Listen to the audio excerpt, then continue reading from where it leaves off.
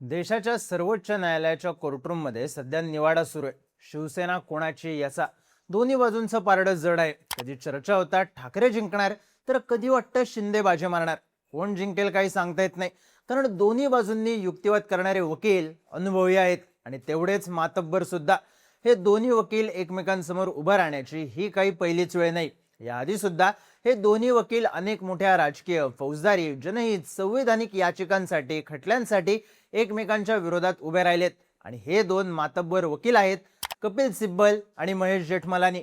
2022 पासून एकनाथ शिंदे गटाकडून महेश जेठमलानी युक्तिवाद करत आहेत, तर ठाकरे गटाकडून कपिल सिब्बल.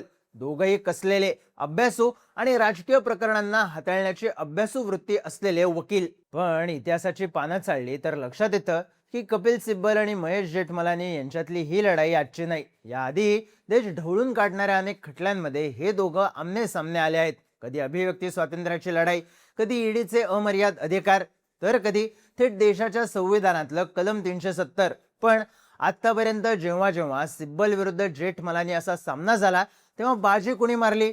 कोणाचा युक्तिवाद कोर्टानं फेटाळून लावला? सिब्बल विरुद्ध जेठमलानी या लढाईत आजवर कोण वरचं ठरलंय, जाणून घेऊया या व्हिडिओमधून. नमस्कार, मी चिन्मय आणि तुम्ही पाहताय बोलभिडू. सुरुवात करू सध्या चालू असलेल्या प्रकरणापासूनच. 2022 मध्ये जेव्हा एकनाथ शिंदेंनी सुरत गुवाहाटी मार्गे जात वेगळा गट स्थापन केला, तेव्हापासून सर्वोच्च न्यायालयात या प्रकरणाची सुनावणी सुरू आहे. कपिल सिब्बल यांनी ठाकरे गटाच्या बाजूने युक्तिवाद करताना संविधानातल्या 10व्या अनुसूचीचा आधार घेत शिंदेंच्या आमदारांना अपात्र ठरवण्याची जोरदार मागणी केली. दुसरीकडे महेश जेठमलानी यांनी शिंदेंची बाजू मांडताना लोकशाहीत बहुमताला महत्त्व असल्याचा मुद्दा रेटला. विधिमंडळ पक्षाचं बहुमत आणि निवडणूक आयोगानं दिलेला निकाल यावर त्यांनी भर दिला. अर्थात ही लढाई सध्या कोर्टात सुरू आहे, पण तोपर्यंत आपण बघू कपिल सिब्बल विरुद्ध महेश जेठमलानी या सामन्याचा इतिहास.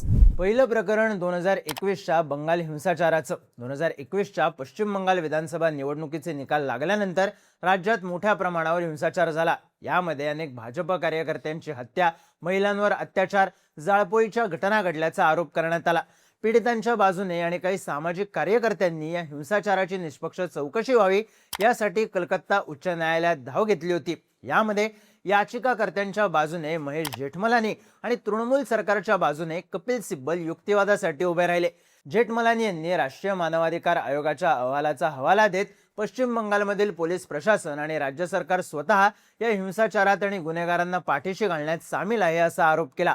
पीडित महिलांवर झालेल्या अत्याचारांचे पुरावे सादर करत या संपूर्ण प्रकरणाचा तपास सीबीआय सारख्या स्वतंत्र यंत्रणेकडे सोपवण्यात यावा अशी जोरदार मागणी जेठमलानींनी लावून धरली. तर सिब्बल यांनी ममता बॅनर्जींच्या तृणमूल काँग्रेस सरकारची आणि बंगाल पोलिसांची बाजू मांडत कायदा आणि सुव्यवस्था हा राज्याचा विषय आहे, त्यामुळे सरसकट सगळे खटले थेट सीबीआयकडे वर्ग करणं हे राज्याच्या अधिकारांवर गदा आणणार आहे. राज्य पोलीस या प्रकरणांचा योग्य तपास करत आहेत, त्यामुळे केंद्रीय यंत्रणांची गरज नाही असा युक्तिवाद केला.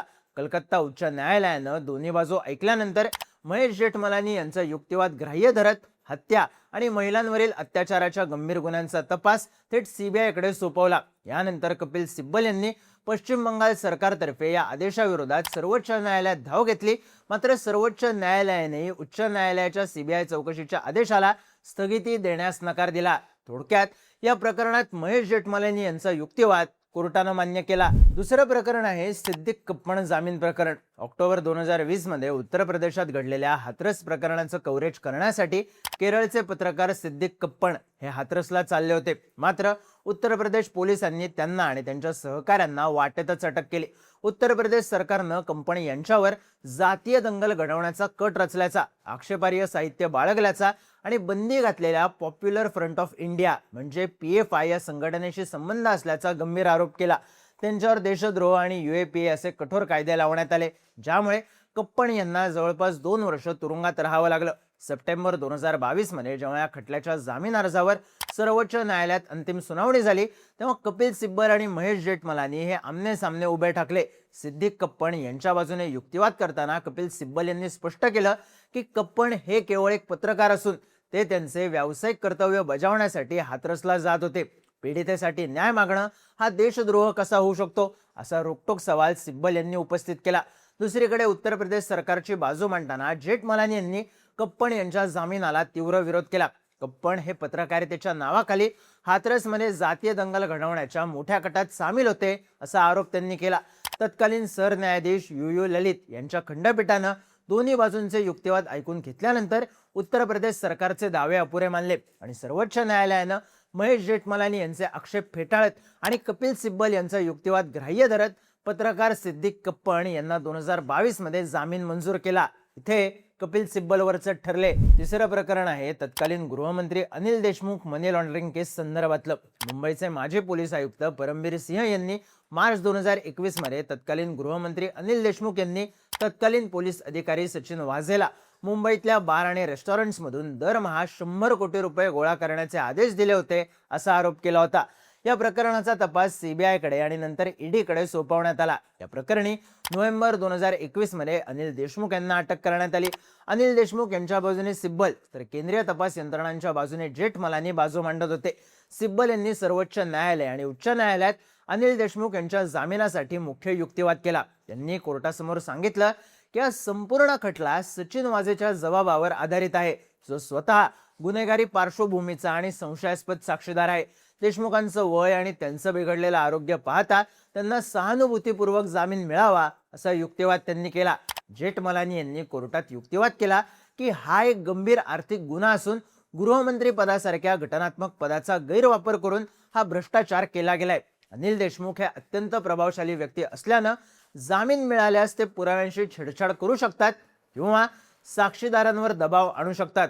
सुरुवातीला विशेष पीएमएलए कोर्टाने अनिल देशमुख यांच्या विरोधात भक्कम पुरावे असल्याचं मानून त्यांचा जामीन अर्ज फेटाळला. त्यामुळे सुरुवातीच्या काळात देशमुखांना दिलासा मिळाला नाही. त्यांना 13 महिने जेलमध्ये काढावे लागले. पुढे ऑक्टोबर 2022 मध्ये मुंबई उच्च न्यायालयानं मनी लॉन्ड्रिंग प्रकरणात अनिल देशमुख यांना जामीन मंजूर केला. त्यानंतर डिसेंबर 2022 मध्ये सीबीआयच्या भ्रष्टाचार प्रकरणातही त्यांना उच्च न्यायालयाकडून जामीन मिळाला. म्हणजेच इथंही कपिल सिब्बलवरचं ठरले. चौथं प्रकरण ईडीच्या अधिकारांबद्दलचं. 2022 साली prevention of money laundering act अर्थात पीएमएलए अंतर्गत ईडीला मिळालेले अमर्याद अधिकार, अटकेची पद्धत आणि जामिनातील अडचणी या विरोधात देशभरातून सर्वोच्च न्यायालयात शेकडो याचिका दाखल झाल्या होत्या. या याचिकांचं नेतृत्व कपिल सिब्बल करत होते, तर केंद्र सरकार आणि तपास यंत्रणांच्या बाजूने महेश जेठमलानी उभे होते. सिब्बल यांचं म्हणणं होतं की ईडीचा कायदा हा राज्यघटनेच्या कलम 21च्या जगण्याच्या अधिकाराचं उल्लंघन करतो. जुलै 2022 मध्ये सर्वोच्च न्यायालयानं निकाल देताना पीएमएलए कायद्यातील ईडीचे सर्व अधिकार कायम ठेवले. हा केंद्र सरकारचा आणि पर्यायानं जेठमलानी यांच्या युक्तिवादाचा विषय ठरला. अर्थात इथे जेठमलानी वरचढ ठरले. पाचवं प्रकरण आहे तीस्ता सेटलवाड प्रकरण. 2022च्या गुजरात दंगली प्रकरणी तत्कालीन मुख्यमंत्री नरेंद्र मोदी आणि इतर नेत्यांना अडकवण्यासाठी खोटे पुरावे तयार केल्याच्या आरोपाखाली सामाजिक कार्यकर्त्या तीस्ता सेटलवाड यांना 25 जून 2022 साली गुजरात दहशतवाद विरोधी पथकानं अटक केली होती. तीस्ता सेटलवाड यांच्या अटकेनंतर त्यांना जामीन मिळवून देण्यासाठी कपिल सिब्बल यांनी सर्वोच्च न्यायालयात जोरदार युक्तिवाद केला. तर दुसरीकडे गुजरात सरकार आणि एसआयटीच्या बाजूने महेश जेठमलानी यांनी भक्कमपणे युक्तिवाद करत तीस्ता यांना जामीन देण्यास कडाडून विरोध केला.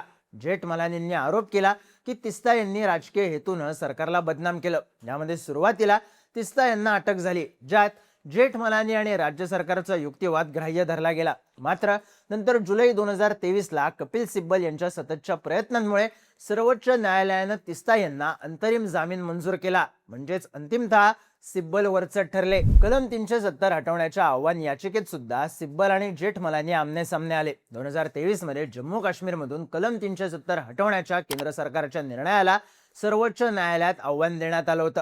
कपिल सिब्बल यांनी याचिकाकर्त्यांच्या बाजूने लढत कलम 370 हटवणं कसं असंवैधानिक आहे यावर युक्तिवाद केला. तर महेश जेठमलानी यांनी केंद्र सरकार आणि काश्मीरी पंडितांच्या बाजूने उभं राहत कलम 370 हटवणं हे देशाच्या अखंडतेसाठी कसं फायदेशीर आहे हे पटवून दिलं होतं. यावेळी सर्वोच्च न्यायालयाच्या 5 न्यायाधीशांच्या घटनापीठानं दिलेल्या निकालात केंद्र सरकारचा निर्णय वैध ठरवला होता. इथे जेठमलानींची बाजू वरचढ ठरली. 2025 मधलं एक प्रकरण मात्र काहीसं वेगळं ठरलं. मध्य प्रदेशचे काँग्रेस नेते विवेक तन्खा यांनी भाजप नेते शिवराजसिंह चौहान यांच्यावर मानहानीचा खटला दाखल केला. बऱ्याचदा अशा राजकीय मानहानीच्या खटल्यांमध्ये काँग्रेस नेत्यांसाठी कपिल सिब्बल ही पहिली पसंती असते, तर भाजप नेत्यांचा बचाव करण्यासाठी महेश जेठमलानी हमखास कोर्टात उभे राहतात. या केसमध्येही असंच झालं. मात्र सर्वोच्च न्यायालयानं हा राजकीय वाद कोर्टात न चालवता तुम्ही दोन्ही ज्येष्ठ वकिलांनी एकत्र बसा आणि हा वाद आपापसात सामोपचारानं मिटवा असे आदेश दिले. त्यानुसार कोर्टाबाहेरच्या तडजोडीसाठी हे दोन्ही वकील एकत्र आले होते. थोडक्यात काय तर कपिल सिब्बल हे संविधानाचा अन्वयार्थ लावण्यात आणि मानवाधिकारांच्या बाजूने युक्तिवाद करण्यात तरबेज आहेत, तर महेश जेठमलानी फौजदारी कायदे, तांत्रिक मुद्दे या बाबींमध्ये वरचढ ठरलेले दिसतात. तरी आतापर्यंतच्या मोठ्या केसेसचा स्कोर काढायचा झाला तर तो 3-3 असा होतो. आता शिंदे विरुद्ध ठाकरे या संघर्षात हे दोन्ही वकील सर्वोच्च न्यायालयासमोर युक्तिवाद करत आहेत. दोघांच्याही पारड्यात एकमेकांविरुद्ध लढण्याचा अनुभव आहे. त्यामुळे ही सुनावणी कुठल्या बाजूने जाते, कोणाचा युक्तिवाद यशस्वी होतो आणि फायनल स्कोर काय होतो हे पाहणं महत्त्वाचं असेल. या सामन्याबद्दलची तुमची मतं आणि प्रतिक्रिया कमेंट करून नक्की सांगा आणि माहितीपूर्ण व्हिडिओज पाहण्यासाठी बोलबिडूच्या YouTube चॅनलला सबस्क्राईब करायला विसरू नका.